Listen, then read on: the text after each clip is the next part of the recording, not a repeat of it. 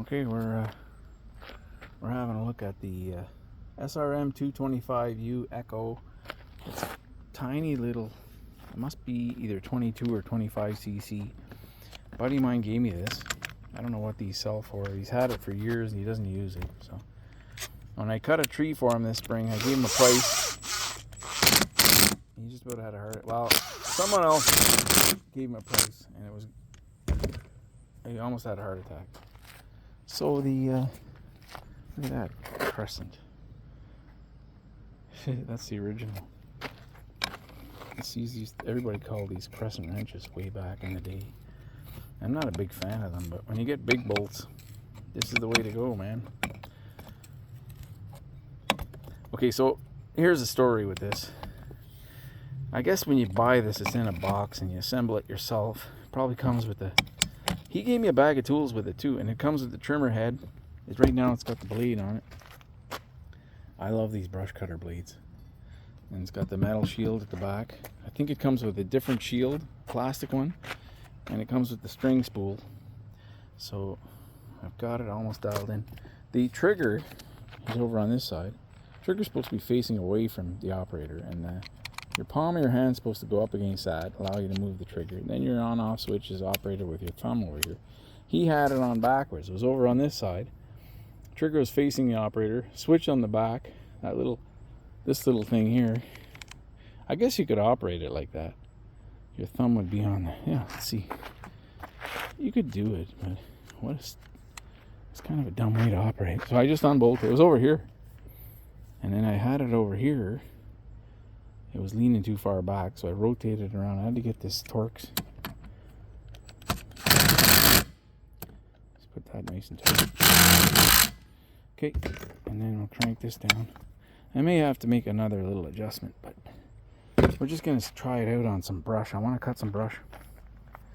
I have another one. I have it's a big CC one, but this is perfect for my wife. She's tiny, and this is nice and light. I can pick this up.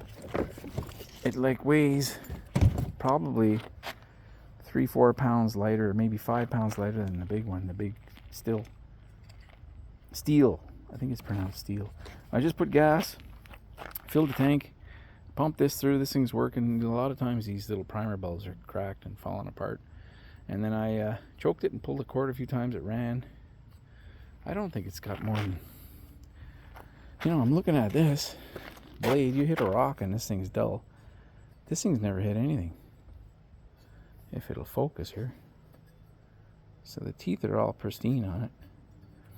I have a tooth set and I sharpen these with a die grinder with a cutting disc on it. You just go in with a little cutting disc. You could easily file this with a hand file. You don't need.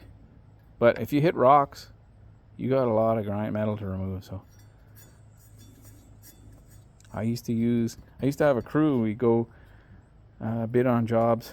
We had to cut back 10 feet, 12 feet off the edge of the pavement, and then 12 feet high, so we'd have to cut all the brush. We had 2 of these going.